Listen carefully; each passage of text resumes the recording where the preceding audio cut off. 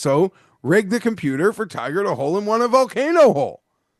Like, I don't know, talking common sense here. You can probably convince the guys on the other team this is good for everyone too, and they're on board. Yeah, I'm going.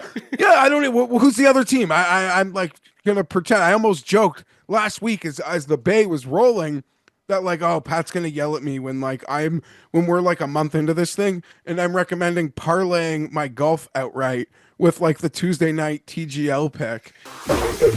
Mayo experience. Mayo experience. Mayo experience. Mayo experience.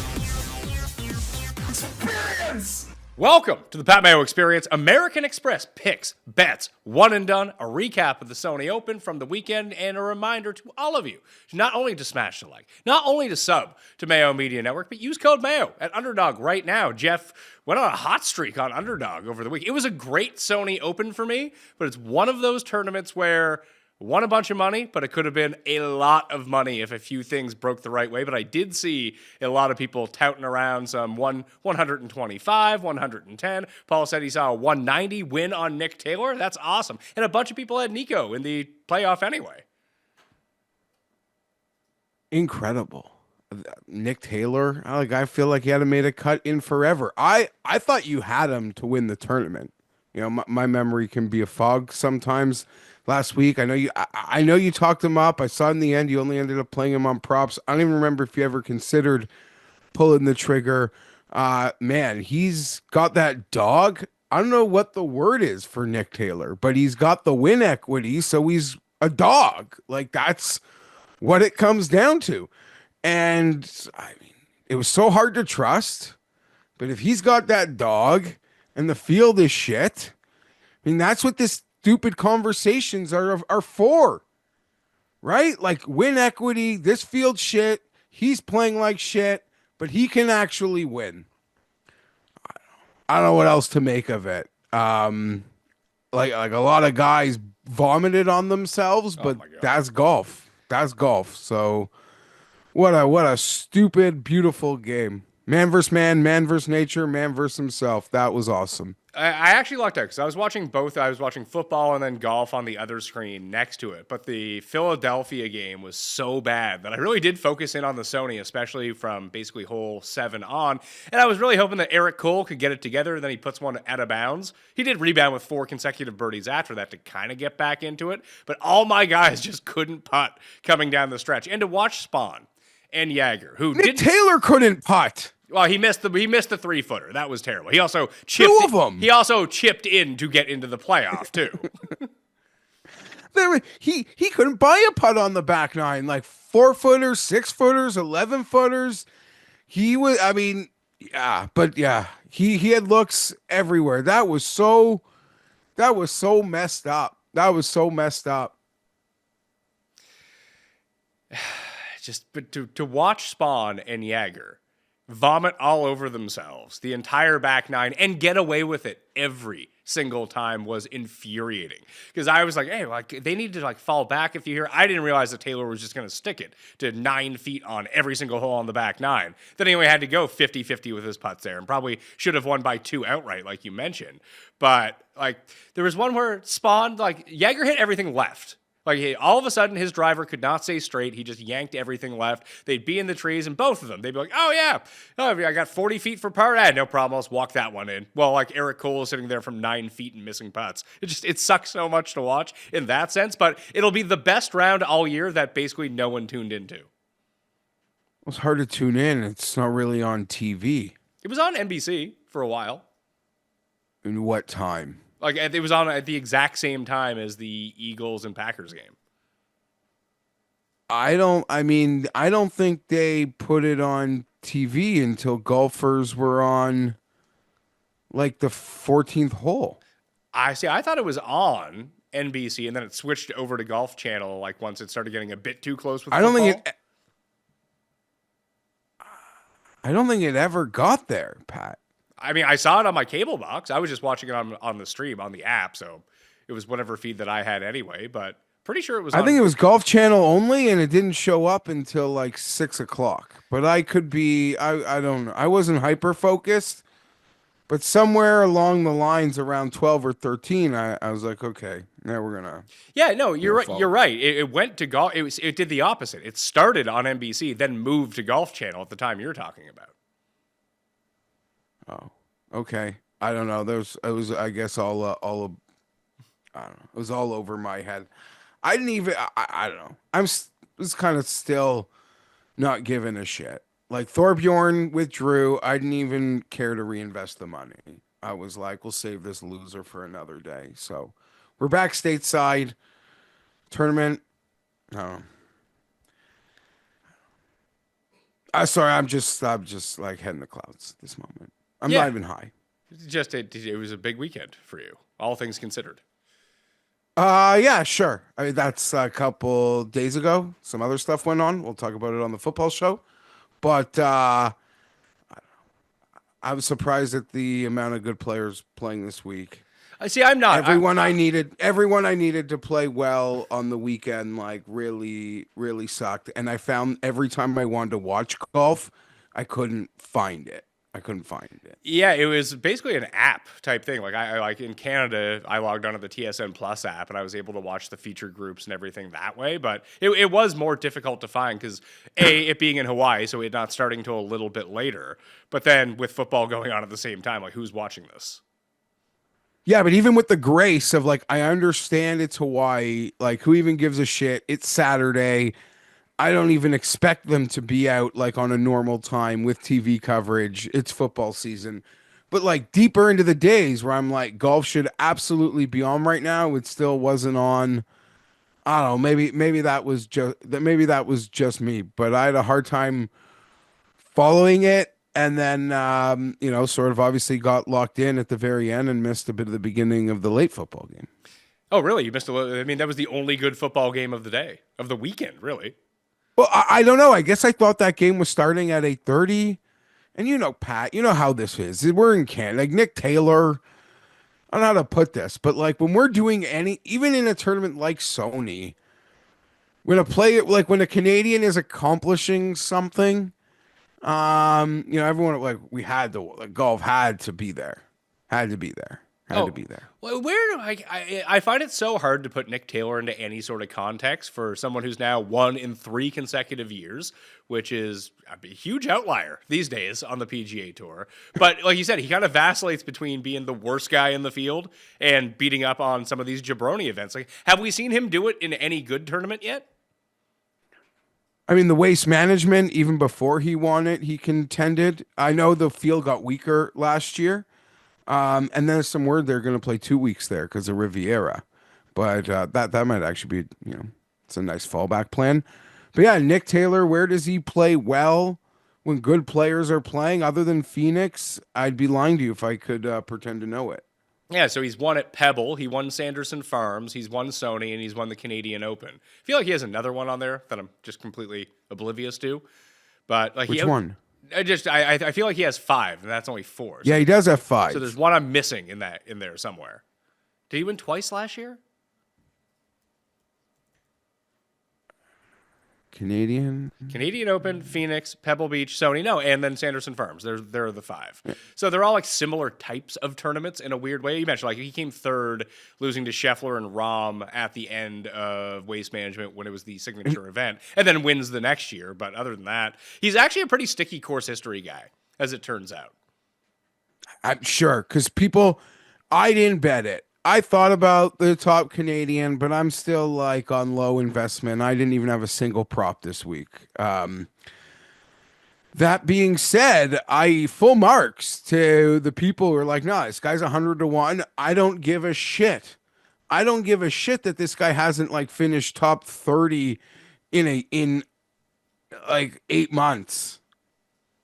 I couldn't have gotten there. 48th at the Century. What did he do? He looked like like I said, lost 5 strokes putting. He didn't even putt great this week. I wouldn't have been there. So I give even, not to say like I know anything, but when it's a guy that like I'm not betting, I don't even see the reason to bet him, and he wins, all I can do is like tip my cap to those that saw the dog. No, there's a dog there, and it's 100 plus, 150. Man, tip of the cap.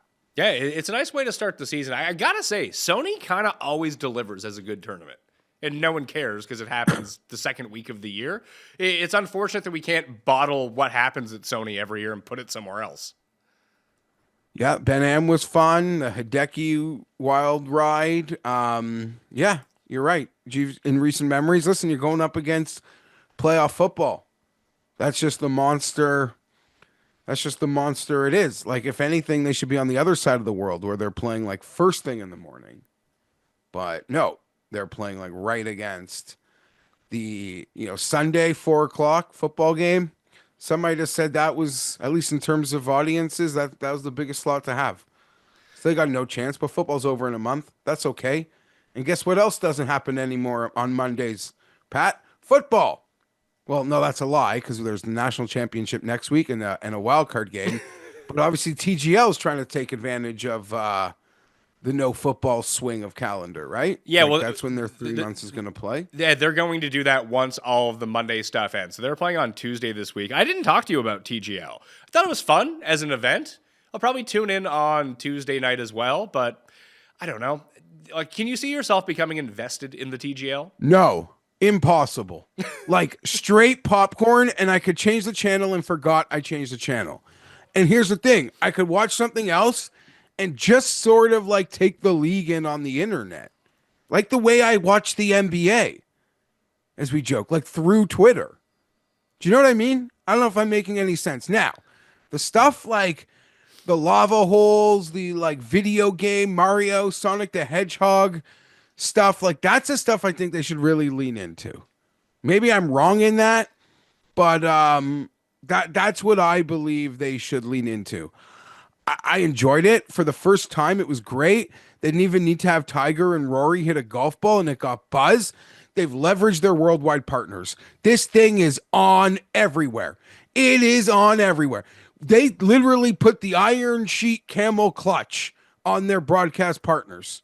And you know what else they put the Iron Sheet Clutch on their partners for? Live. Because they pretty much demanded you're not touching that for years either. So they've played it perfectly. That entity, their broadcast partners couldn't touch if they wanted to stay friends. This entity, if they couldn't find someone in the country, they just strong-armed their broadcast partners. And it's on all over the world. And they got so much run. And the ESPN thing, does ESPN matter? We're in Canada here. We could watch all the main shows are on our channels anyway, kind of. But I just watch ESPN through YouTube now. Not like I'm watching a show. I mean, like, that like 9-minute clip of Stephen A. and like Mad Dog yelling at each other. I'm not watching the show though, if that makes any sense. Yeah, I'm not one as someone who hosts what would essentially be called a talking head sports show. I'm not super invested in watching other ones. I like doing my own and then moving on from there. The ratings were really good for it. But I do worry it's a lot like the XFL, when the XFL set all these records week 1 and then no one watched week 2. Although most people, I think, came away from TGL like with a positive experience, and now they're front-loading Tiger this week.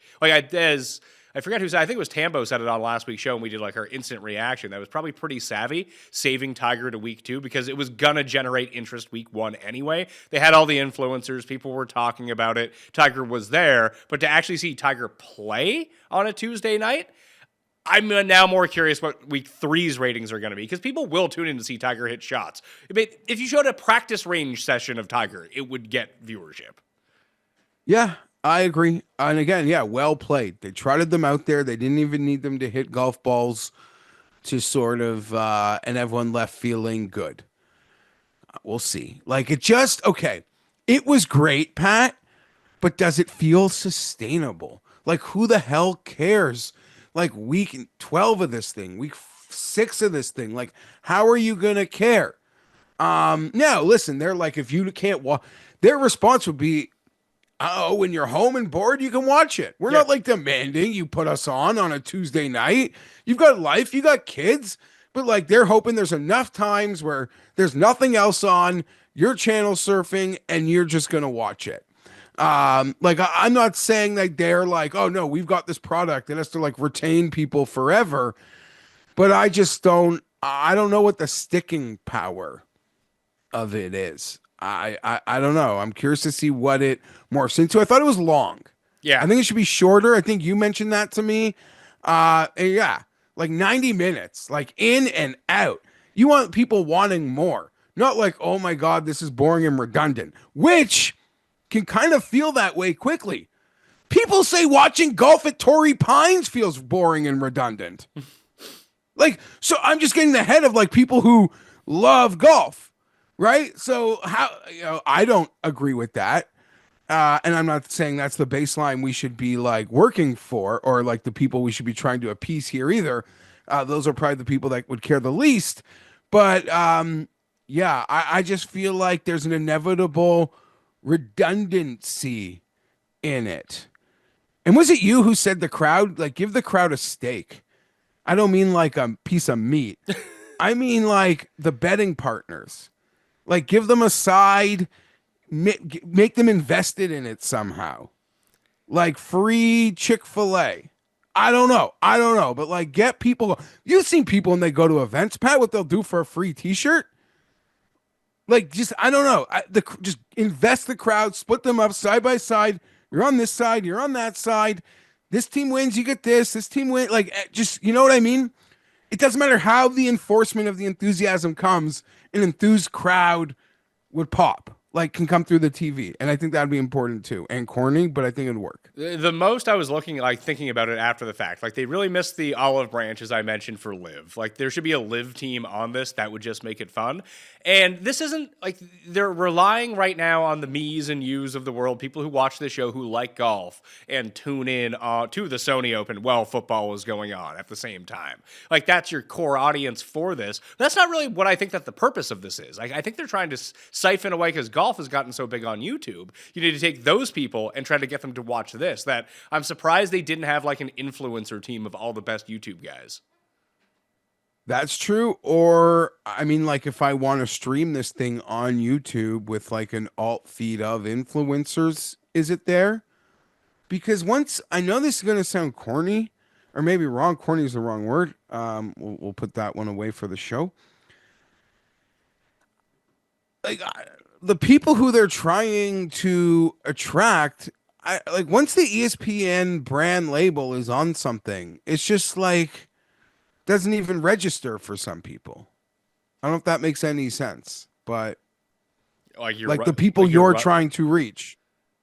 I mean, you say you're trying to reach. I still think that ESPN, like putting the ESPN logo on it, I think does give it legitimacy. Where if it was running like Live on the CW, people are like, "What is this?" Okay, let me rephrase that. Obviously, ESPN, it's a brand, it has power. It's Disney. It can leverage the shit out of anything it wants. I just mean like the ESPN like studio presentation of this. I don't think like appeals to the people you want to appeal to. It should almost be like the Nickelodeon game. I mean, not like children, but like that, like sort of influencer stupid like aspect of the broadcast. Not we're still gonna like be suit and tie professional ESPN doing this. Okay, so who is the guy who is like the sideline reporter? I see him everywhere. He does the golf. He has the southern accent. What's that guy's name? Marty Smith, NASCAR. Is that who it was? I didn't. Yeah, maybe. He does some golf stuff. Yeah, he's like the guy. Reddish hair. Nah, I mean, good looking fella. I think he does like the side, like the after the round interviews, the Masters and stuff like that. Anyway, he felt out of place there, weirdly enough. Like they should have, that's where they should have had, I don't know. I don't want to say me and you, but like the good version of me and you. Yeah. Someone who's like better at being me than that, like a professional me. Yeah, or like just someone like a way bigger influencer, but like a fun guy that's like relatable that people like. Maybe you hate me, but I'm just saying a better version of me with like 20x, 100x the reach. That's what I was going for. I was looking at the odds for Tuesday night. It's the LA Golf Club -175 against the Jupiter Lynx in Tiger at +137. I mean, I don't think I'm going to bet the -175 with LA, but I think betting against this Jupiter team is like a free money situation. Yeah. And maybe I'm dead wrong. I'm not laying 75 cents on TGL. semi golf yet. Yeah. Like, I'm not. If I had to just play it blind, I think I would like back Tiger. Maybe the semi is fixed for Tiger. I'm not saying this thing is fixed, but we're just gonna like range of outcomes everything. Because nothing will gain traction like Tiger hole-in-oneing a volcano hole. I mean that. Like, I mean that. So rig the computer for Tiger to hole-in-one a volcano hole. Like, I don't know. Talking common sense here. You can probably convince the guys on the other team this is good for everyone too, and they're on board.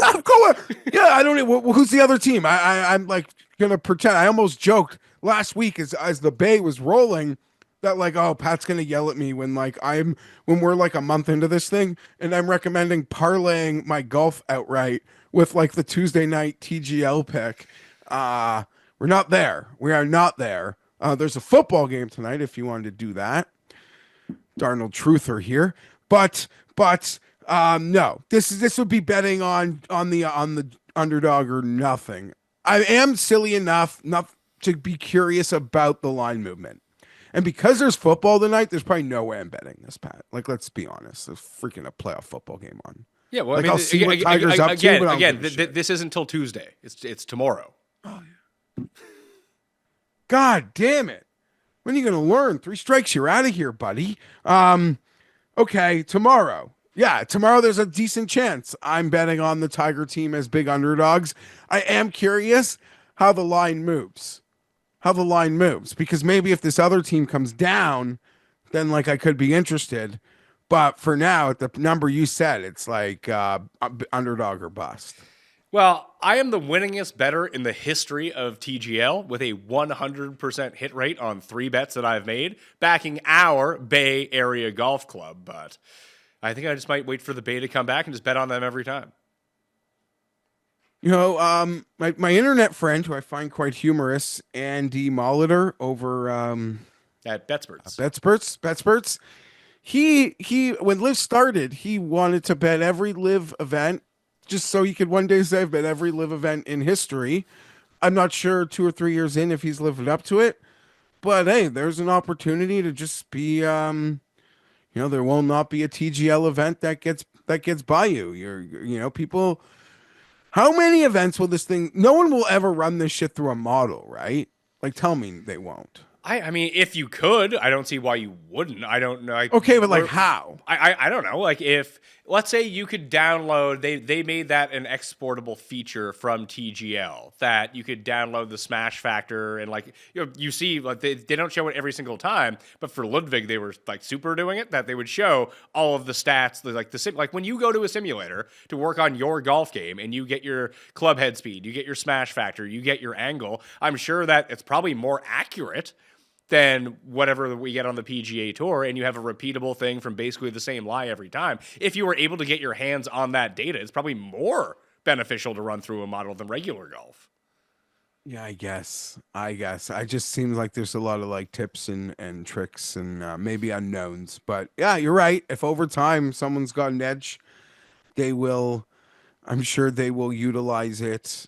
We'll see. A lot of jokes though, right, Pat? Like, Twitter was great. We're gonna Tambo hated the Twitter discourse on TGL. I loved it. I thought it was awesome. Let's be honest. Like these things are absolutely going to happen, and when they do, like you can smack me. The first one's for sure gonna happen. I will at some point reference in the fall when we're trying to guess Ryder Cup pairings, like camaraderie from TGL will be a reason that I think these two people will be great Ryder Cup partners. God, if I ever drop like a line about a TGL shot or a moment that I believe will relate to, like, let's just use an example.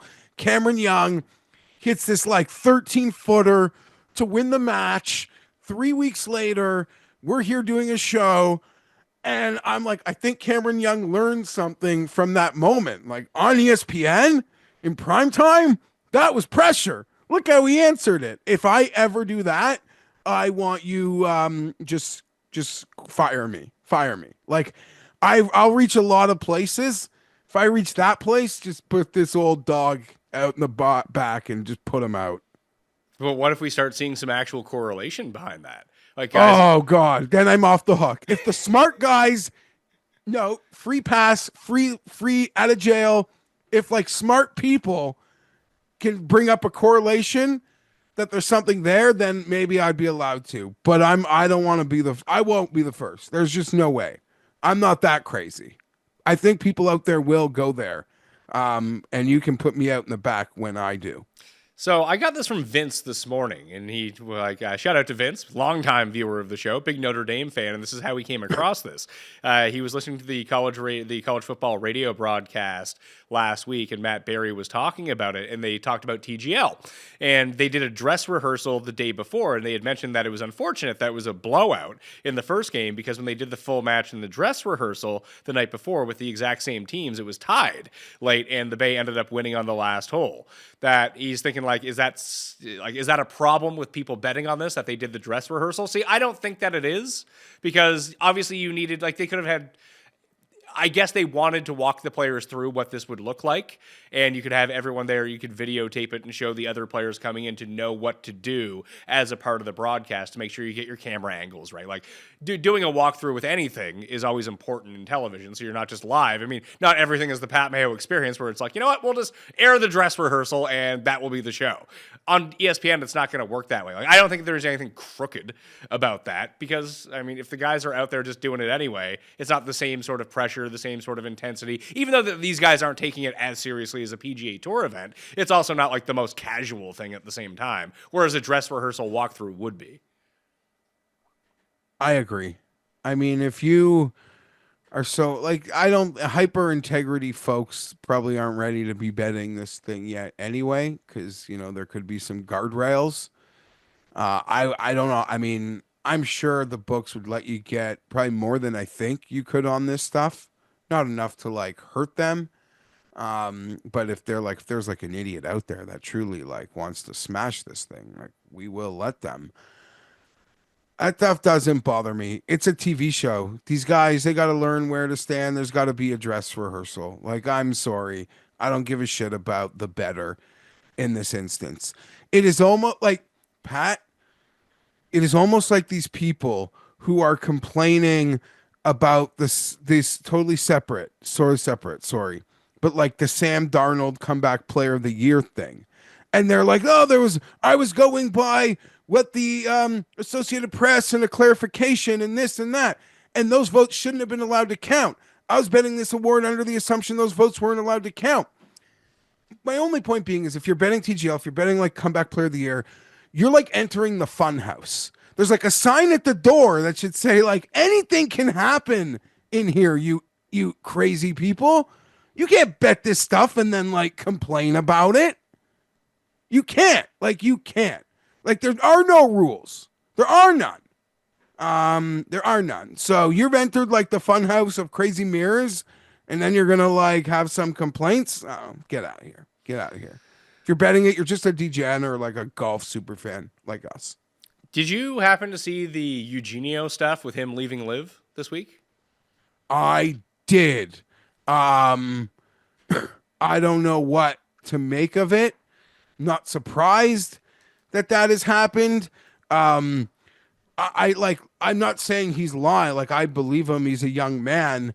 But at the same time, he's also saying everything maybe a disgruntled person would be saying in just sort of pirating all of the anti-LIV talking points in sort of why he is left, if that makes any sense.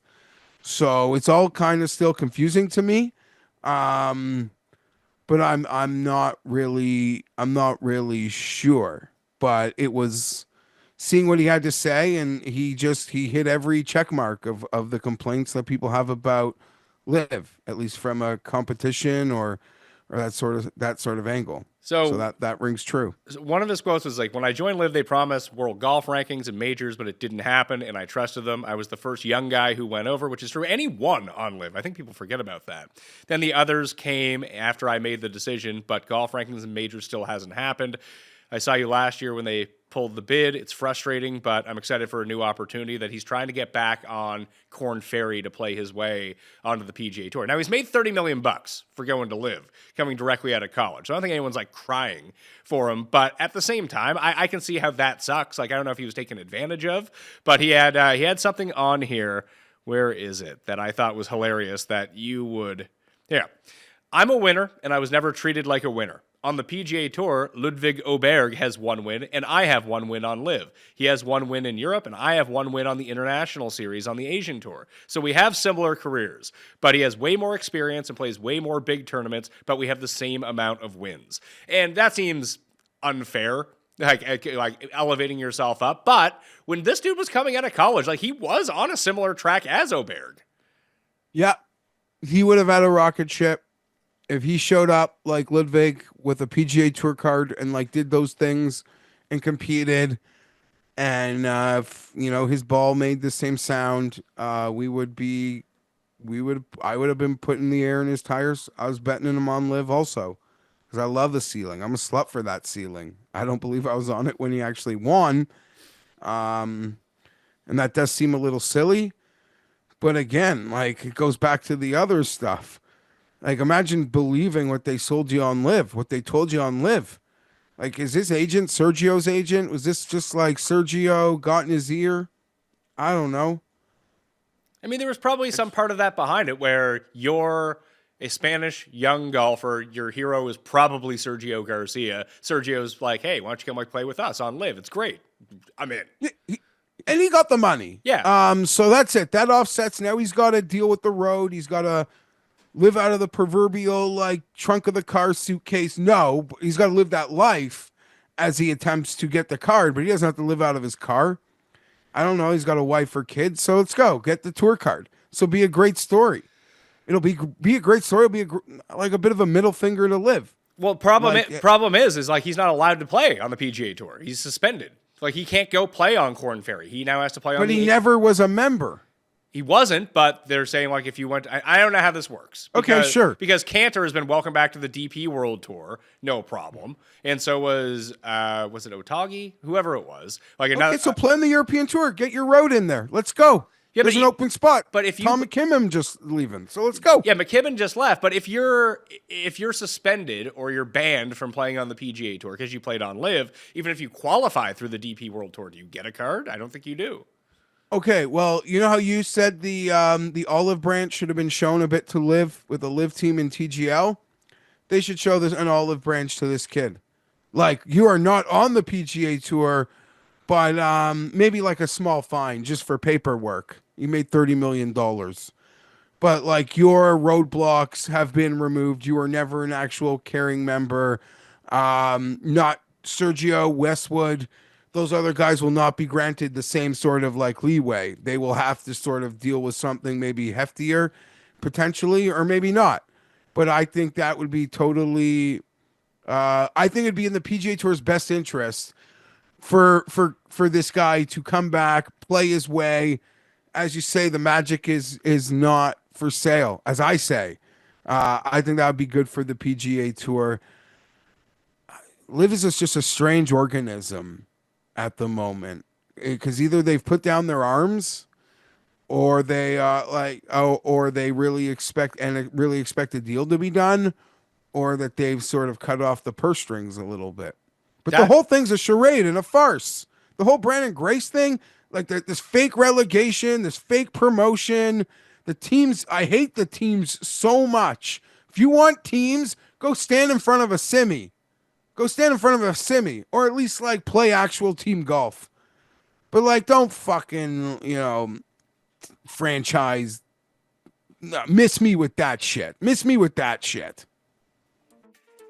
This is the TGL presented by SoFi, golf's newest league.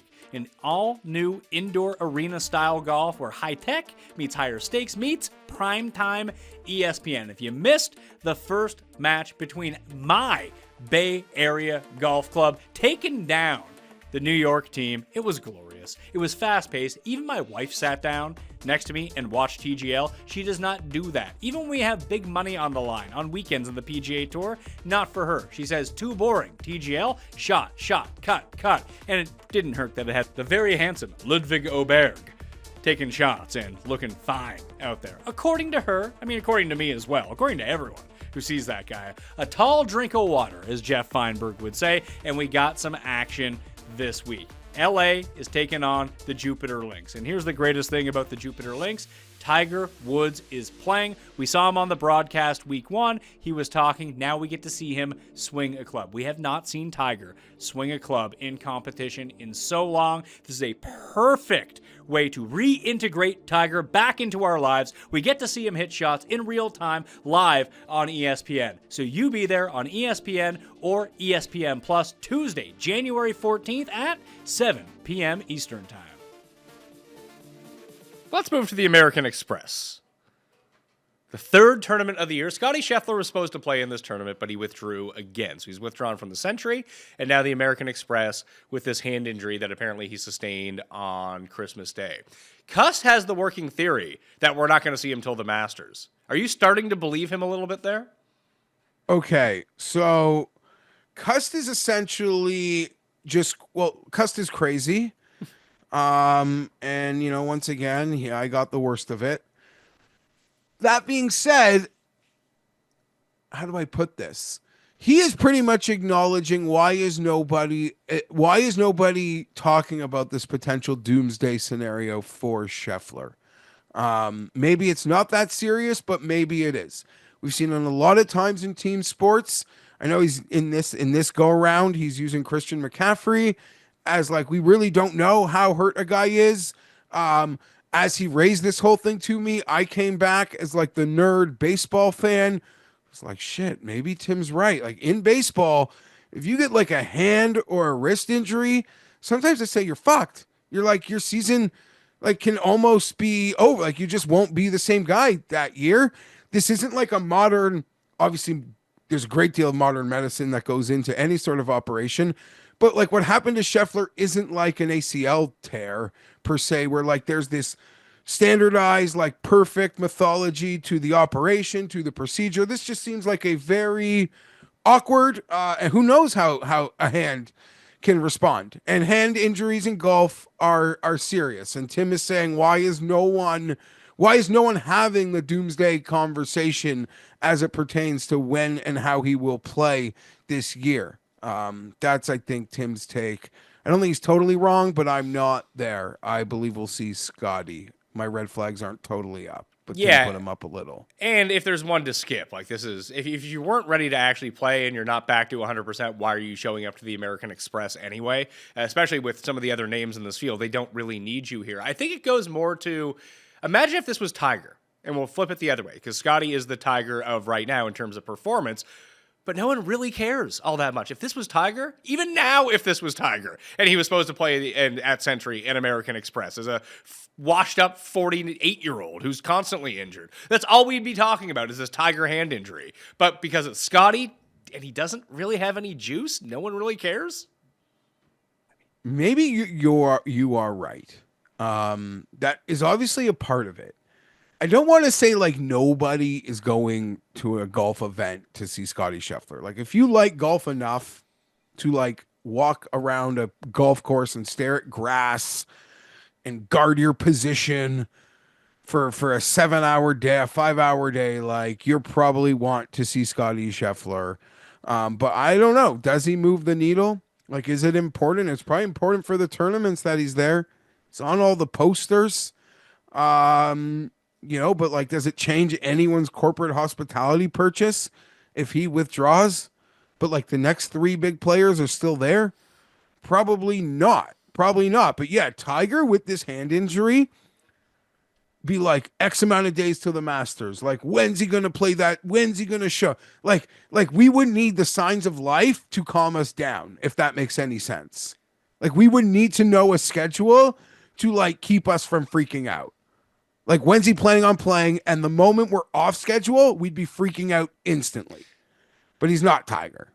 He's not. Like, honestly, no offense. Even the biggest name in golf, Probably Bryson to a certain extent. I don't think people would give a shit about that either. I No, mean that. but- Maybe I'm weird. but I don't I- know people would be freaking out or counting down anything. I do think there just seems to be no investigation into this. Like, no one's really asking this guy, like, hey, when are you coming back? It's just, he's not playing. There's a statement, you're not playing, no further questions. We did hear Spieth release that he's playing Pebble Beach. That'll be his first tournament. Fantastic. Can't wait. Like, I don't know, let's go. Rebuild it. I can't wait. I hope. I'm not betting on him. Hope to see him on leaderboards. The thing about Scottie is, like, was he ever actually going to play the MX once the injury happened? He said but he he just was. stayed committed, and there's okay. But this happened like right before at Christmas. And how long did the initial report say? There was no real, like, no one knows. That's the whole thing. He's just like, yeah, I hurt my hand. I can't play. I'll probably be at American Express. And then he isn't. Okay, so yeah, this is a little. And when's his next commitment? When's an elevated? Obviously, Pebble. the Rivera Waste, a Pebble, Yeah. and Pebble is 2 weeks. Pardon my ignorance. So okay. Tory next week, then Pebble. And if he doesn't play Pebble, do you think people will be freaking out? I don't think so. I don't think people are gonna. I think that there would be, not necessarily panic, because it's not like the Masters can't go off if Scottie Scheffler's not there. And this isn't to say that I want to see Scottie out there. It's better when he is playing, obviously. But golf will move on without it. It's not like, oh no, Scottie's not playing. 1/4 of the people are going to be tuning in now. But if he doesn't play the first elevated event, which a lot of like the first time we're going to see, it's probably the first time we'll see Rory, I'm guessing, this year in a PGA Tour event. Maybe he ends up playing Farmers. I very much doubt it because I think he's committed to the Dubai tournament that same week. But I think at least then there would be panic is probably a bit much, but people will start asking questions like, hey, like, when are you coming back then? I mean, I guess so. That would be appropriate. Let's put it this way: no one is even gonna give a flying fuck until after the Super Bowl. True. Like the people who might ask this question or demand someone ask the question, the question doesn't even exist until after the Super Bowl. And then it's like, oh shit, what's next? Oh shit, where's Scottie? Oh shit, when will he be back? Let's follow this now. If he's not on the schedule they've told us he is on. Tim isn't Kenny Kim in terms of, trying to figure out what happened here. Tim is just saying this is a hand injury and no one on earth should be surprised if we don't know the severity of it, but let's say it is above like minor, even like a mid hand injury.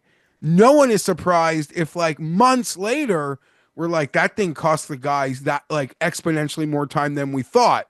And then at that moment we'll be like, yeah, but it was a hand injury. Hand injuries can always cost someone more than we think. So we'll see. And that's what Tim's going by. He's not claiming like group parties like Kenny. No, not at all. So the American Express is a 3-course rotation. Each of the players will get to play 3 rounds at the American Express. Then there's a cut line of the top 65 in ties. It's also a Pro-Am. And I think, Jeff, that's why you see most of the people end up here. I think it's like corporate obligations that they have to play with some of their main sponsors. That's why you get the same guys coming to this tournament every year. Or they really end up liking it. All 3 of these courses are super easy. The Pete Dye Stadium course, which is the course that everyone will play on Sunday after the cuts. You get 2 rounds at that one course. Is the only one with shot link. It has the full camera setup. They've gotten a little bit better over the years with the camera setups because we all remember the Adam Hadwin disaster of when he was shooting a 59 and they had to rush over like someone with a handy cam to go stand with him on the 17th hole to see if he could do it. Like, we couldn't track the round. We didn't know what the hell was going on. We just knew that he was flirting with 59 and they finally got TV coverage on a Saturday over to see him. And most of the good players do the rotation of courses. I think it's La Quinta, Nicholas, and then the stadium course, so they can get all the decent names on TV on the Saturday. There's no rough at this course because it's a Pro-Am. You can't have that when you have the Pro-Am because you can't have 9-hour rounds. Easy pin placements because of the amateurs. Like, as long as you don't put the ball in the water or one of those cavernous bunkers at the stadium course, you're going to score a lot here. I think the cut last year was like 13 under. John Rahm winner here. See, Walks off with- you've picked out the wrong name to talk about this tournament when you think about past winners. You say John. No, Rahm. I'm saying he walked off the green like say, the year he didn't win. He's had all the success here. We've seen him walk off goddamn fucking putting contest. That's sort of the point I'm making. So yeah, it's a goddamn putting contest, and you're right about the pro-am aspect of it because it's not Pebble, so it's not the celebrity and the higher end guys.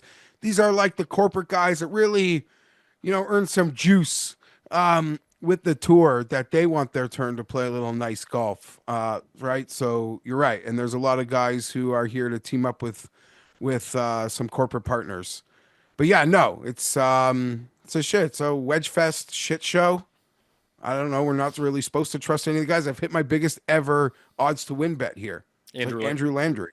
So yeah. this is what I wanted to get at. So you mentioned Rahm as a former champ, which he's won twice here, and he won in 2023 at plus 750 when he won on his absolute tear, and he won 4 of 6 tournaments. The other winners surrounding John Rahm last year: Nick Dunlap 300 to 1, Hudson Swafford 150 to 1, Andrew Landry 200 to 1, Adam Long 600 to 1. Siwoo was 60 to 1 the year that he won, but that was the pandemic year, and that was the year where they played 3 rounds at the stadium course with no fans. So it was basically a Pete Dye tournament. So obviously Siwoo ends up winning.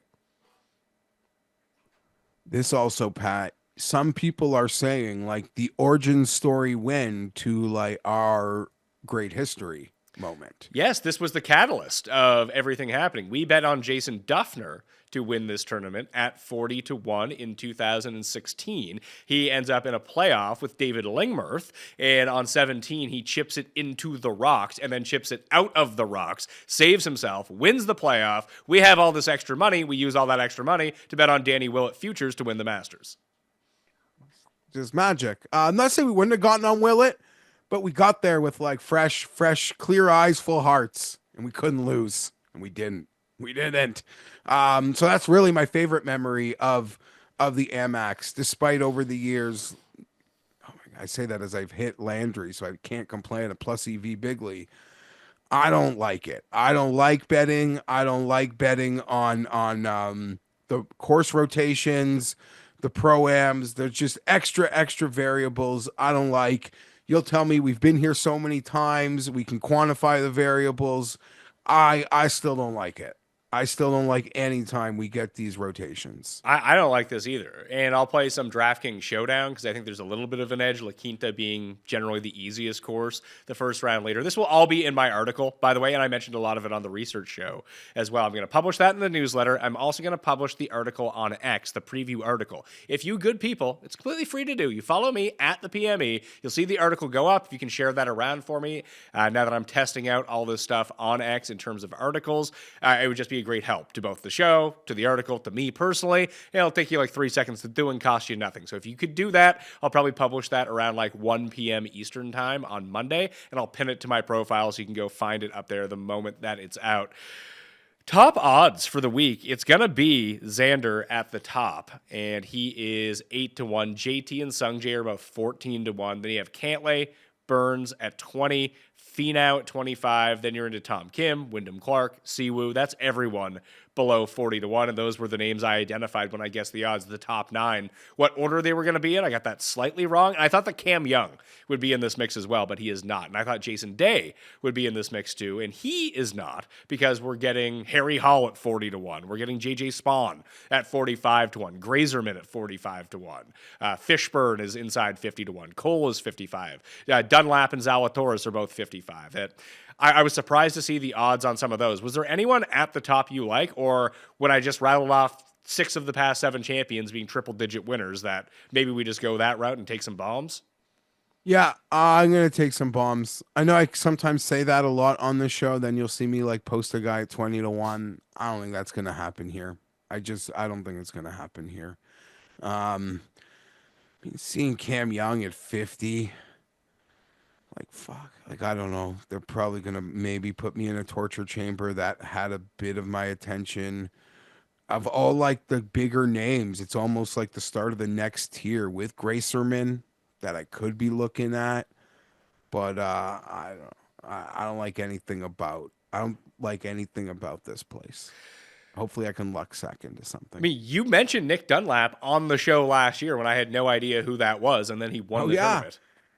I did, but it honestly wasn't even in the context of the bet. It was like, hey, golf fans, golf bros, Nick Dunlap, like top fun amateur, was playing this week. You'll probably see him on TV getting some shine.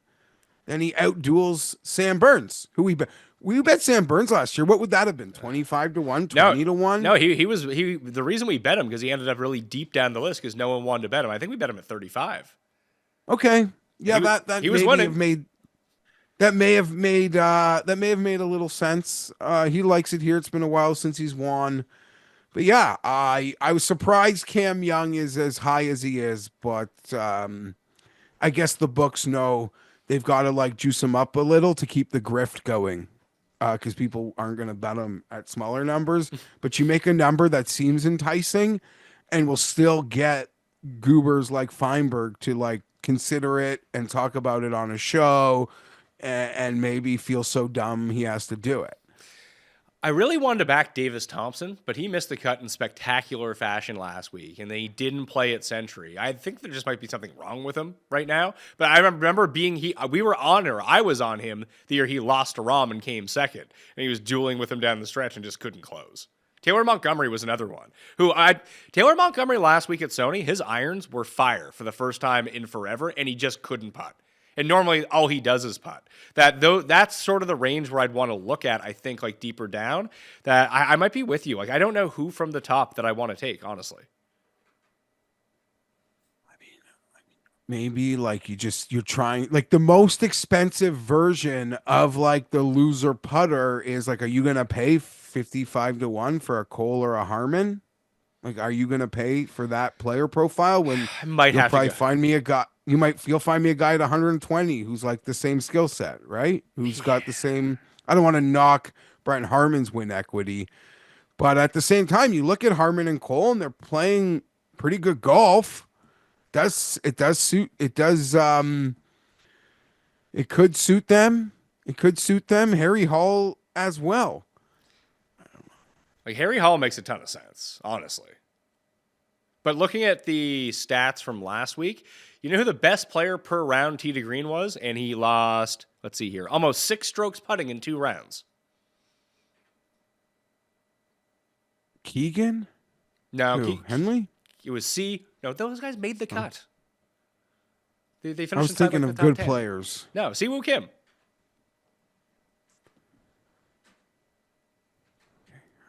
I mean, I don't know that I'd be there with Siwoo. 35. I like the Siwoo. Yeah, I don't know. It is a happy place for him. I'm not starting my card with Siwoo Kim.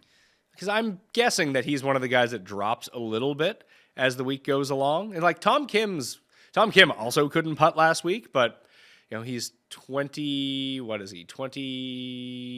1 right now. Like 30, 35, you might be able to catch a Tom Kim if you think this is a spot where he can rebound with his putter. Just the putting has been awful. Yeah, I see a lone 35, which actually seems pretty strong versus market, but I don't have that book. Xander's been third here each of the past 2 years, so maybe he just wins. Maybe. I don't know, like 8 to 1. No, it's not for me. It'll seem nice when he's contending, and when he's playing great early, he's going to be like 2-3 to 1 quick. But I'm not going to feel. There's a lot of people going to win this week, take my money, pull the chips off the board, but him doing it, whatever. I'm not even considering it. All right, so that's 50 to 1 and below. Grazerman would be the one I'd look at as well, just because of the putting. Like, I want someone who can putt here, but as you kind of point out, there's a slew of guys after them on the odds boards who are essentially the same guy. Yeah, Gracerman, though, I'm just like, I don't know, like FOMO, want to be like cool and call the shot. I'm going to pay up for it, though. 40 to 1, it feels. Like, you can legitimately bet. I do want to do that. 9 guys, 80 to 1 and beyond this week if you wanted to. For like the price it would cost you to bet Patrick Cantlay. Well, you want to tell the people or what? Yeah, Cust picked Patrick Cantlay. We're not doing the football show until Tuesday evening. By the way, as you can hear in my voice, I'm not at 100% capacity in terms of health. Want to give myself a day to really hone in on the divisional rounds, and hopefully we get some better games that way. And that way we can have the longer show, which we weren't able to have. But yeah, he picked Cantlay for the week as his one and done. It's actually not a terrible spot to burn him if you weren't going to use him at one of the big events. Just played fantastic here. Makes sense. I don't 14-1, I think. Maybe more. 20-1. Yeah. Shit. If you asked me what the odds were, I'd have guessed 14. I guessed 14 on the show, so I was surprised he opened. I was surprised that he was 4. 20 is strong. Wasn't he really good in Maui other than one round? I think he had a really terrible first round. Yeah. Like played him, then he was outstanding, I think, the rest of the way. Maybe I'm making that up. Okay, if I had to pick a player like under 30-1, it would be Cantlay at 20. That seems pretty strong. Can't win, can't lay. 20. I'm seeing as low as 14, but 20 is out there. That would be my pick of the high end. Sungjae is probably the better look. I like him at a tournament like this. And there's very few things that you can do in order to parse this tournament out with everything else. Like, you can look at course history. It's not that it's super sticky like tournament history, but this style, of course, you have the slow pace with the pro-ams. There's absolutely no rough. It's a birdie fest. These greens are slower. The pin placements are really easy. Well, you don't really get that anywhere else. The only things I would probably look at is Scottsdale, Vegas, like the desert type courses where Adam Hadwin tends to do really well. But Sungjae's won in Vegas, so was Tom Kim. Tom Kim's won there twice. Okay, I was looking at Hadwin just in the, like, if I did bet 9 guys at 80-1 or above, that it would probably be a lot of like Hadwin types. That might be the route that I go. I feel really bad that if I bet Eric Cole last week, although the reason that I bet him had nothing to do with anything other than he was 100-1 in a weak field at a great course for him. Now, against legitimately good players, he's 50-1. Like, that doesn't make, that kind of goes against what I was doing last week. And he paid 25-1 for a top 5. It was great. I just wish he won. That's what she won. Jason Day, there's like a rogue 80. I don't have it though. I mean, even at 360, very high. Even the 70s, 66, it all seems like a fair number on Jason Day. coming off a win too. I think did him and Lydia? No, they lost a nap in that like male female tournament. Buddy, like man. Who are we talking about before Day? I interjected. You were talking about Cole. Yeah, I feel bad for that guy. I don't know. I mean, you have to, I guess, really. I don't know if this is like something quantifiable to cap, but this is going to be like really long, treacherous, annoying rounds for these guys. Yeah, like slow. The PGA Tour is slow play central, but it's like that on ramped up. So I don't know if like that matters. I mean, I would just be guessing based on like little things we get into their worlds of like who would like hate that temperament. I imagine they're all so good. Like once they're here, they're ready to commit 6 hours to playing 18 holes. They know they're not going anywhere. If we talk more about that middle range with like Eric Cole, what about the guys from last week? They're all kind of overinflated, but like JJ Spawn had a really good week. And the numbers loved him coming in. He just, when it came down to it, the pressure got to him. Then he stopped making the putts that mattered the most. And then that was it for him. Like he should have been like 4 over on the back 9, but he wasn't because he kept himself in it making a few bombs. But the approach play started going away. But I think he gained like 8 strokes on approach for the week. Like it was really, really good. And to take a look at what he's done at this tournament over the years, at the Amex. Now, he's been hit or miss. He was 25th a year ago, and he's gained at the Pete Dye course putting 4 of the 6 years that he's played it. So if you need him to have a decent putting week, this seems like it would be the place. Like you could chase him, Fishburne, Cole. I don't think Jaeger's playing. Jaeger needs to go like adjust his driver to make sure it goes straight instead of left at this point. What about even Nico at 55 or 60, wherever you can find him? Like, dude's been great. He surprises me every time. every time. Mentioned before, he's older than I thought he was, but Is he? nice little late bloom. Yeah, we spoke about this. Like 30 or 31. Nico, not bad. I don't know, Sepp sitting there seems maybe worth a look. Like lots of guys who played last week who played well. Isn't Denny playing well last week for quite a bit? Yeah, for sure. Like Nick Taylor comes back at 75 to 1. I don't know if I want to bet him the No. week after he won, but he has played. I think I bet him at this course last year. Like he's played pretty well. Even someone like Novak. Like Novak last week was like 50 to 1. Now he's 100 to 1. So at least we're seeing this in the market at least early. The one thing that I really notice is that with these middle tier guys, like that Cole tier of player, Fishburne, guys that like are popular long shots until they have a bad week and then they're like 100 and 150 to 1 again. Yeah, it doesn't take long for it to swing back. Like even to be super corny, and maybe he fits. And if I was betting like the 9-man 80 to 1 card, I think I'd have Adam Hadwin on it. I'd probably have like Jason Day on it. There's a good chance I'd have Bo Hostler on it, Pat. Oh boy. He's a guy that like I haven't bet him in forever, but I feel like this course at that price, it's kind of like right in his potential zone. Now, like smarter people who invest in Bo would probably do it with like in other markets other than winning. I'm gonna load him up here if I could find him. You know who else I sickly enough don't not mind this week? I want to find what he did here in the past. Ricky Fowler. No. What other loser do you like?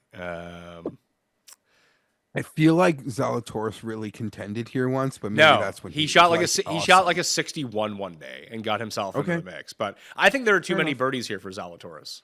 Yeah, that's not, I would have. Yeah, not his tournament. I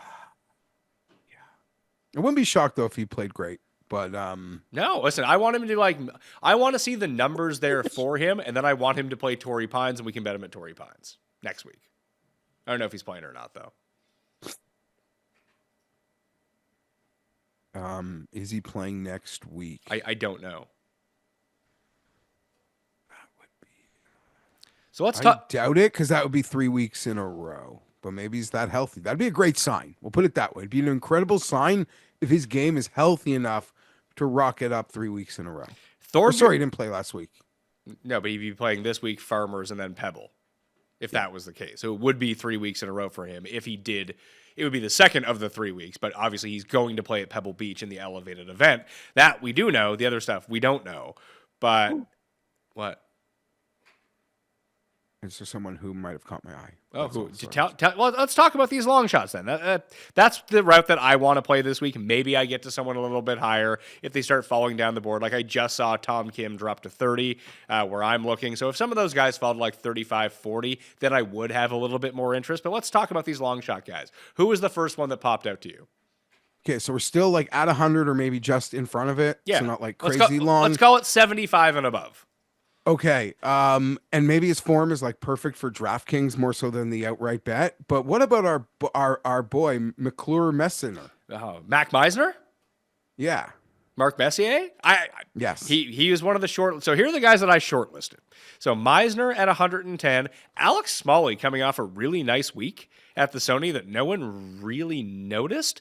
And then if you go take a look at his like overall history at this course, he's actually been pretty good. It's nothing great, but he's come top 25 each of the past 3 years. Like that's one really good putting performance away from doing pretty well at this tournament. So I just, as someone who's super long, but I don't even know if that's fair for his odds. Like Meisner actually rates out really well for me. He's number 15th overall in the model. The one I looked at, who had a great week last week, it's just he couldn't make any putts to save his life. But he's won this tournament before, and the last time we really had like anything with him was at another desert course. Has always played well on desert courses. He lost, let's see here, 1.5, 3, 6, 7.2 strokes putting at the Sony and gained over 4 on approach and gained almost 4 off the tee is Chuck Hoffman, 200 to 1. Oh.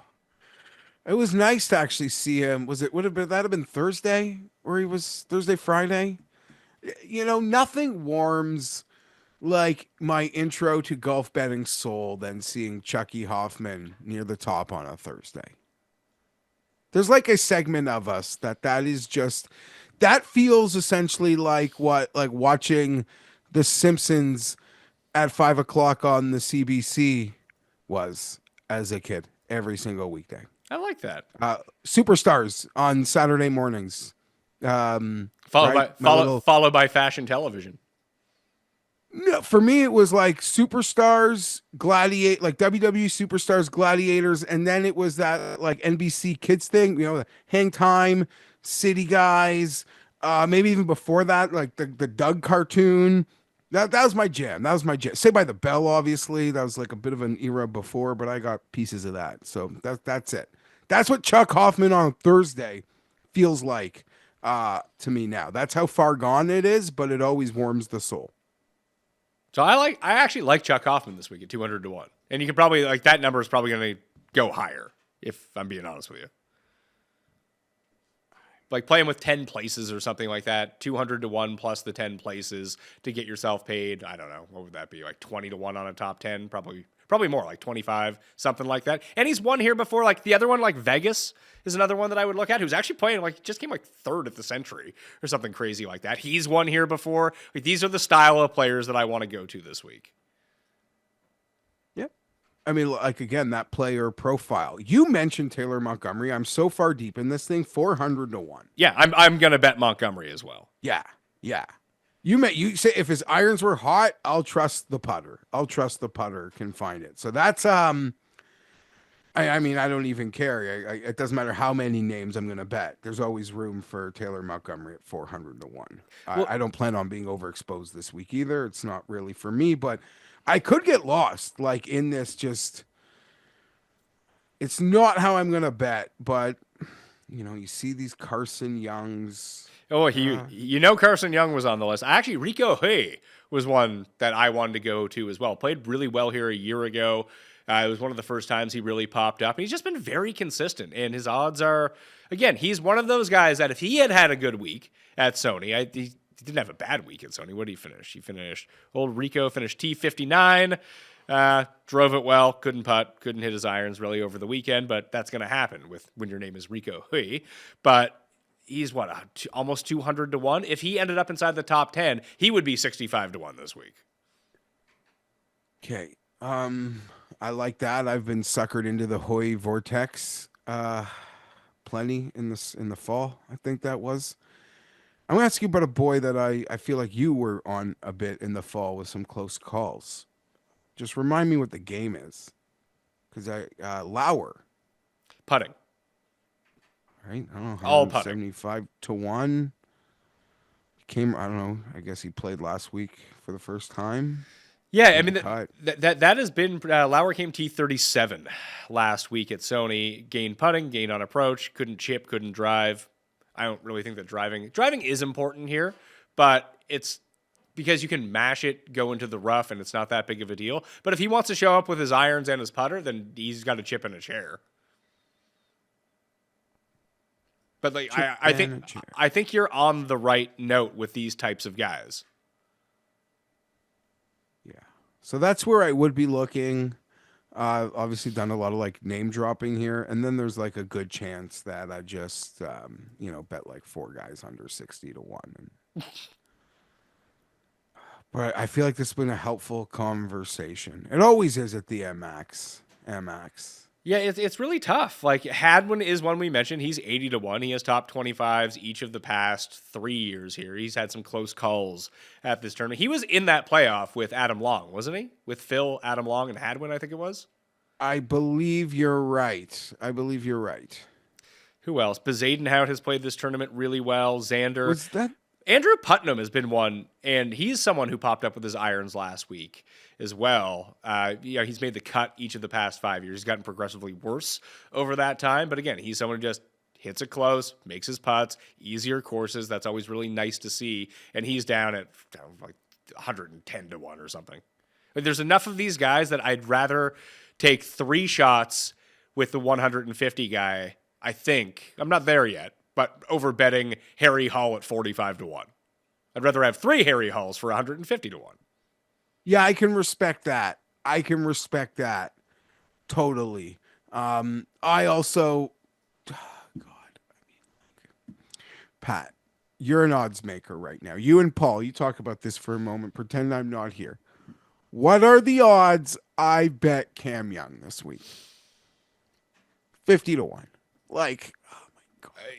I mean, especially when no one else bets him and he ends up at like 65 to 1, I would say that there is a 78% chance that you bet on Cameron Young. Publicly or secretly? Yeah, publicly or secretly. No.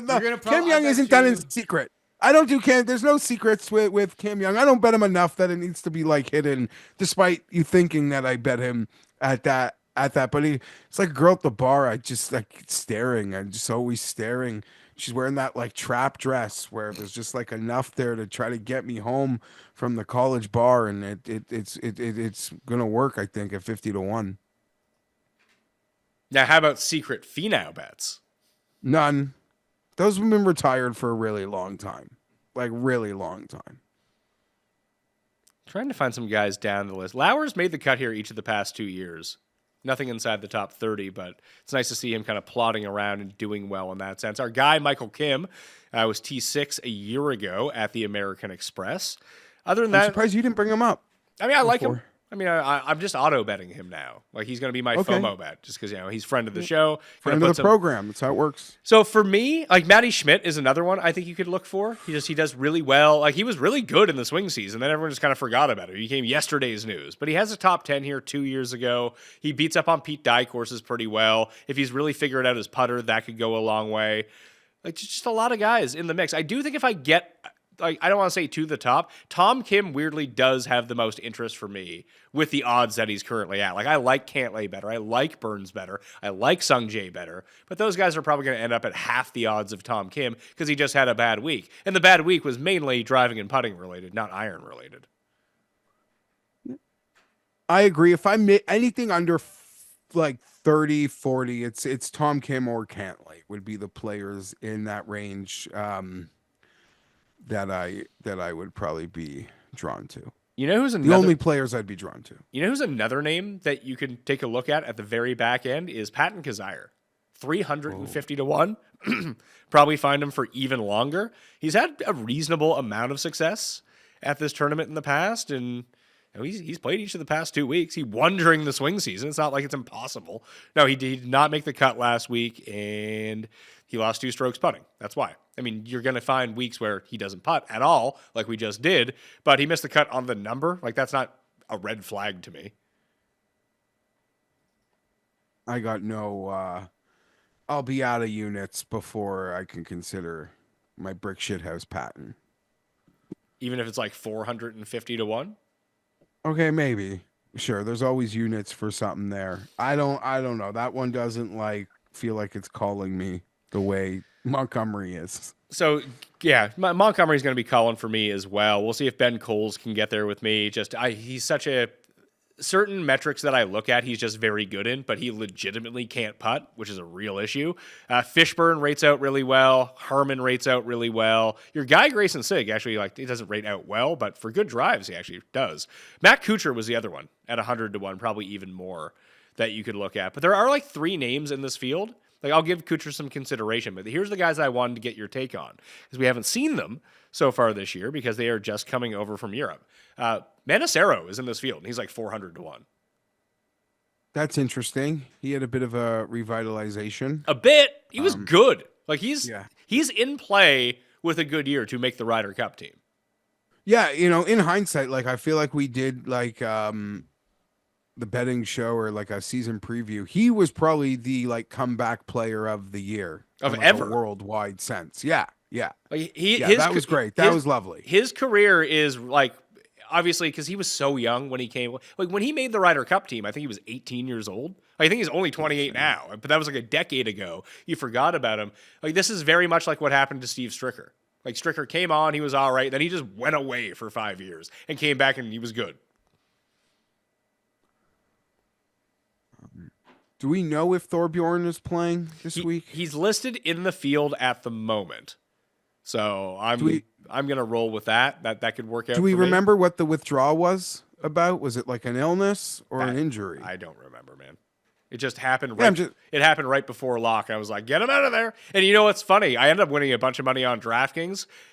And one of the reasons was because that happened just before lock. So shout out to Thorbjornsson for getting that done before lineups all locked. We do appreciate it. But I just at the last second, I was like, I got to do a global player swap with someone. And I swapped him with Jaeger, which was great.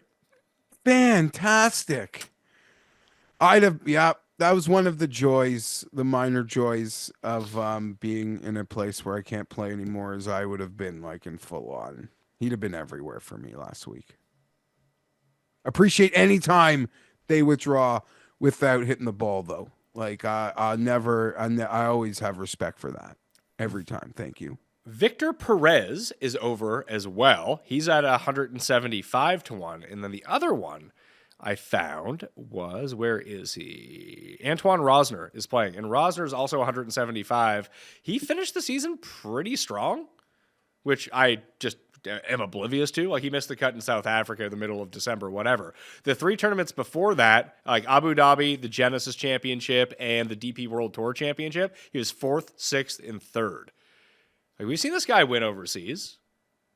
Like, should he be outside of 200 to 1 in this field when there's like legitimate like creative players still? Like, who would you rather have, Antoine Rosner or Sam Stevens?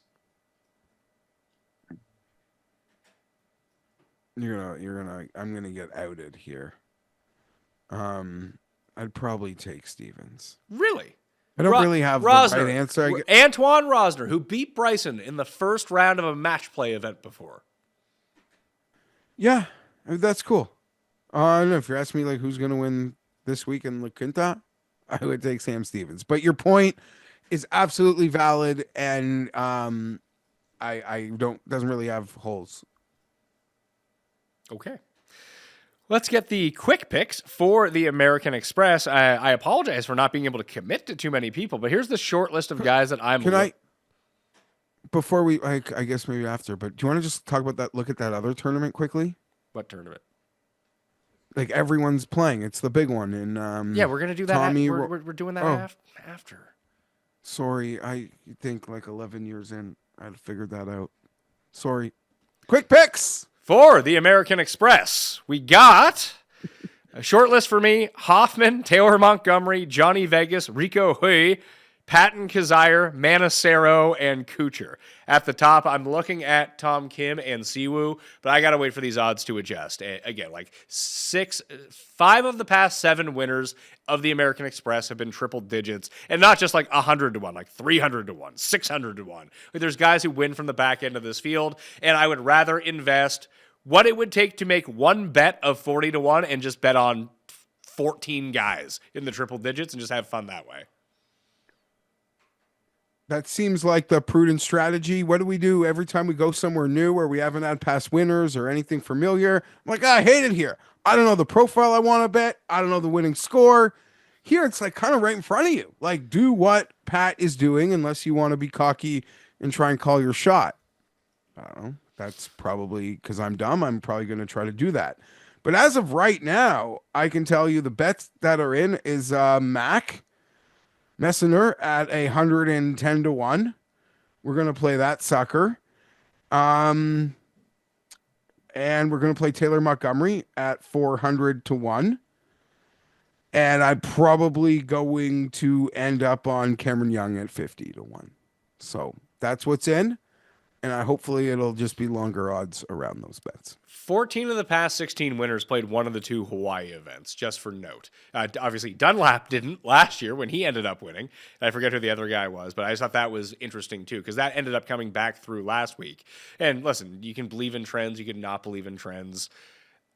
It's dependent on the year and what the outcome says of how much force you want to put into it. But you know, we had that run of the winner of the Sony had played in the Century for like 11 straight years. And then it doesn't hit for 2 years. Everyone forgets about it. What happens? A guy from the Century ends up winning. In fact, number 1, 2, and 3, I think, on the leaderboard played in the Century the week before. So you probably don't want to take someone this is their first start of the year coming in fresh. Having someone get revved up a little bit is probably the move.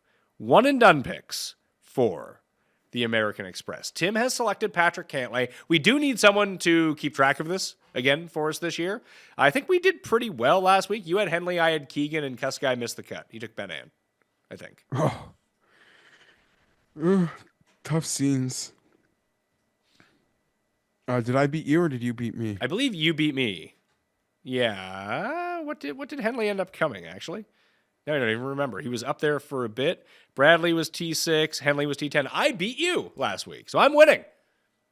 Wire-to-wire winner with Keegan Bradley. Let's go. Lee Hodges was another one I wanted to make mention of, who played well last week, has had success here. Alex Smalley was the other one. Like, there's just so many goobers in this field that I do kind of want to bet that's got to be where I'm looking for the week. For this week, how did Finau do the first time out? Do you remember? Because I don't. I got it right here. No shitty slow internet. 15th. In 4 strokes putting. It was pretty shitty off the tee. Putter saved him, actually. Yeah, I don't know what I want to do strategy-wise for this tournament. Like, I want to use someone who's good, but at the same time, like, where do I burn a Sungjae here? Like, where am I using Sungjae? He's going to play so much, you probably will, like, find a place. Sure, but, like, why not this place? He's playing this week. I'm not using Xander. I'm not using JT. Burns could be in the mix. I'm probably not using Tom Kim here, although you know what? I'll use Tom Kim. That's an interesting one. I was thinking about that, but he kind of like him. It's like all year, I feel like you'll get your chances. But this is sort of the event you need to burn those guys in. Yeah, well, I mean, the other way that you could do this, where I have 3 teams in the big one and done, then I can go off the board a little bit. But one of my big strategy points for the one and done was, why are you using? I don't know, like in this one, maybe you end up hitting the winner. And Adam Hadwin? Yeah, like why are you ever that's using? What I'm thinking. Yeah, like why are you ever using Adam Hadwin? You only have 31 picks to make. You don't ever need to do it. You're right. So then, like, would I level up from Hadwin and go with Brian Harmon? Yeah, something like that. I mean, if you want to go with Hadwin, go with Hadwin. I like Hadwin this week, but even Brian Harmon would be on the periphery of, like, am I going to use him this year? Maybe, maybe not. I'm gonna use Tom Kim at some point. Why not just use him now? I don't think that I'm going to use him in an elevated event or a major. So if it's not one of those two, then I have to burn him at one of these events.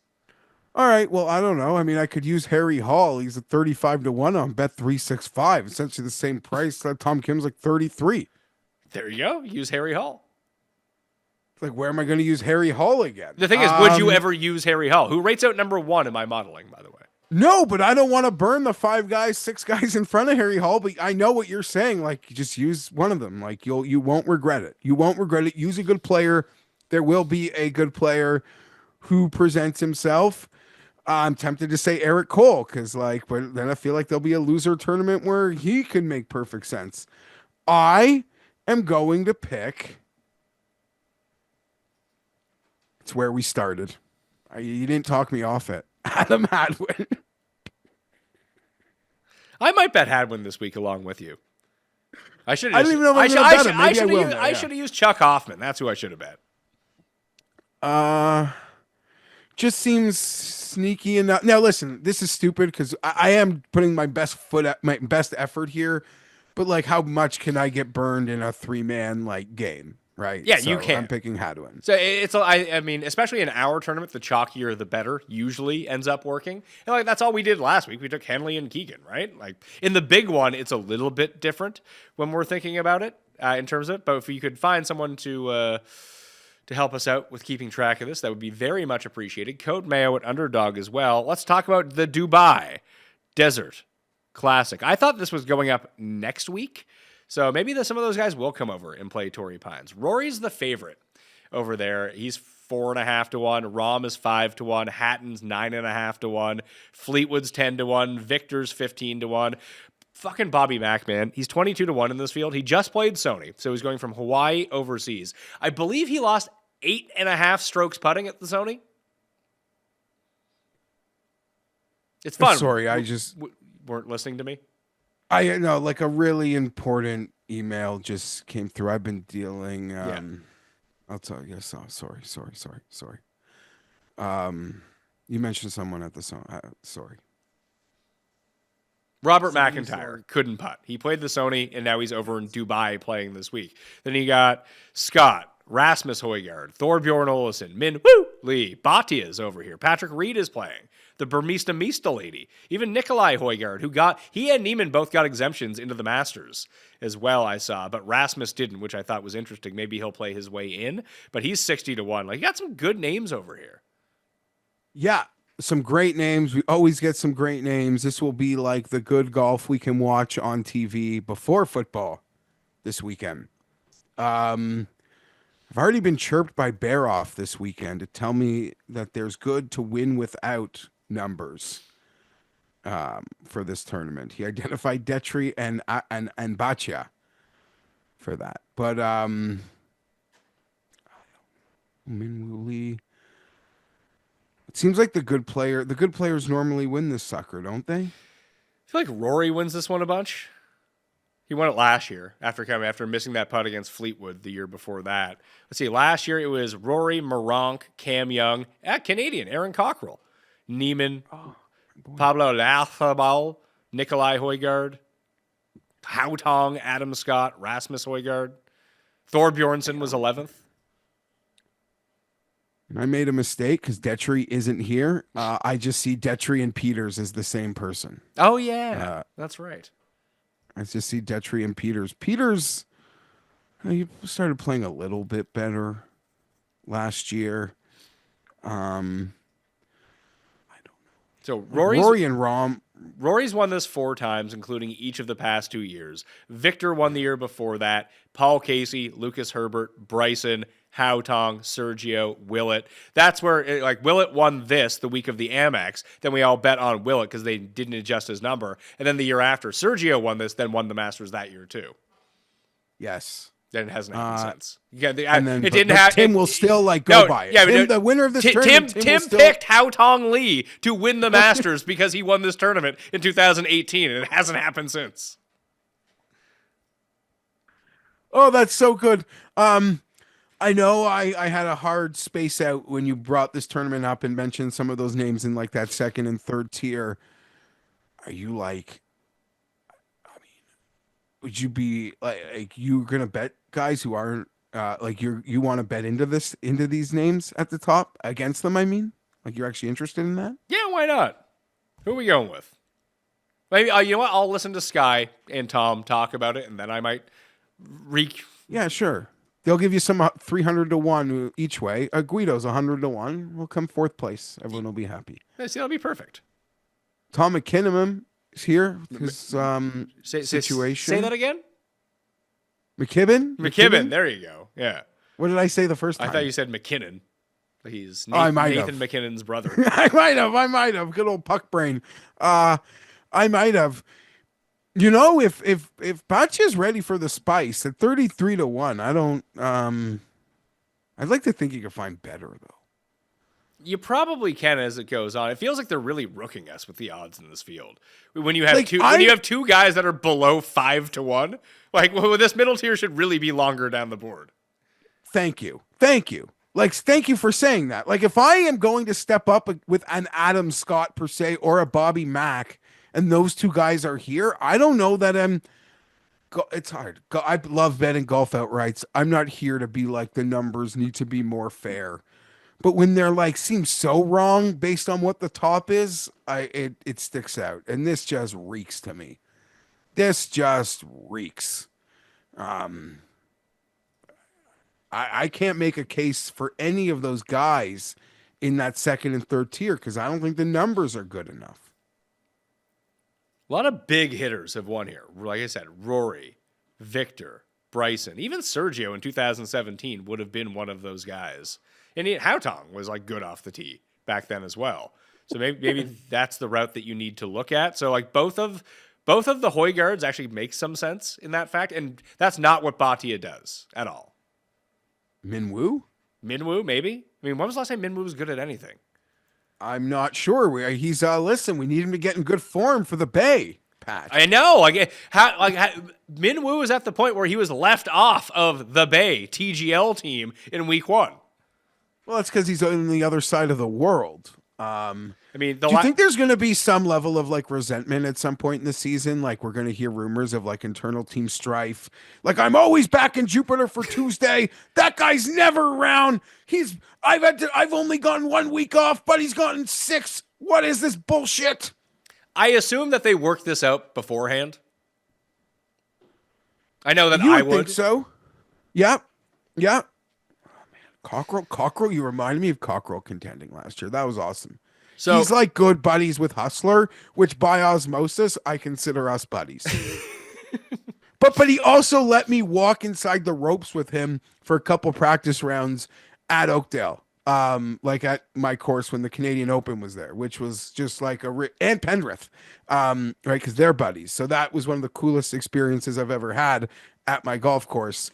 So yeah, shout out to AC. He's the man. Represent Canada. Let's go. do you know how many top 10s Minwoo had in 2024? There was one at like the Honda or something early where he got close. Second at the Honda. You are correct. Yeah. And then now I'm going to say one more because, you're asking. So your guess is 2. Yeah. The answer is 3. He was second at Rocket Mortgage, and he was 9th at something called the SJM Macau. It's not even Macau. The Macao Open on the Asian Tour. He was 9th. Oh, I thought you're going worldwide here. Yeah. So listen, we've got a fans of the show, great fans, who love to tell us about the golfers we like who suck. And I hear a lot about Minwoo, like most overrated golfer maybe on earth. I feel like even I could argue that to someone who isn't the biggest golf fan, right? Or no? But I like him. I like him too. That's sizzle. And he putts, he bombs it. That's what I love. I mean, you say that he putts. He doesn't actually putt all that well. He can get hot. Sure, there's a lot of guys. JB Holmes could get hot. That's why he has wins. Yeah, you're right. He can get hot. No, I don't know. Minwoo seems like a fun guy. President's Cup, cool. But yeah, maybe he is hyper overrated. Like, why should he be more than Baccia? Maybe it's like a course fit thing, but just in general, like, what has he proven? Well, really? he has 4 wins worldwide. Minwoo's also 26. I think Akshay's like 22. But 26 still a lot to learn. Listen, there's a lot of air. He just seems like a fun, young, personable guy. The name rolls off the tongue. His sister is great at golf. Like there are a lot of things. Like you're right. You could give him a different name and then you'd play that case like Fienberg. If his name was like this, he'd be 70-1. You'd never even talk about him. And maybe you're right, Pat. Like maybe you're right. That was I did the live show on Friday, and John Kelly joined me for the UFC version of it, and he was making the picks, and he gave us a 2-1 winner as an underdog, which is great because he kind of made the same point that you did, and Paul made the same point too, is that people are like betting on this one guy because his name is like Dagestani, so they just assume he's awesome at MMA. Yeah, because all the you just see the coming up next, and you see one guy's from Dagestan. You're like, yeah, that guy's gonna win. Yeah, and they're like, yeah, he's like secretly like not very good.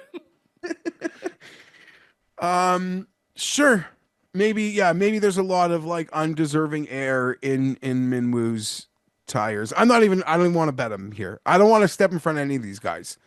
Because I also love that next layer of player in Hatton, Fleetwood, and Hovland. Yeah, but those guys are 10-1. They're 10-1 in a tournament with 2 guys where there's 4-1. Yeah, sorry. I didn't mean I like them to bet them this week. I mean I like them as like hyper formidable where I don't trust anyone who I believe winning breaking through those 5 names. And if it is, it's Robbie Mack, and I don't want to pay 20-1 versus those 5 names.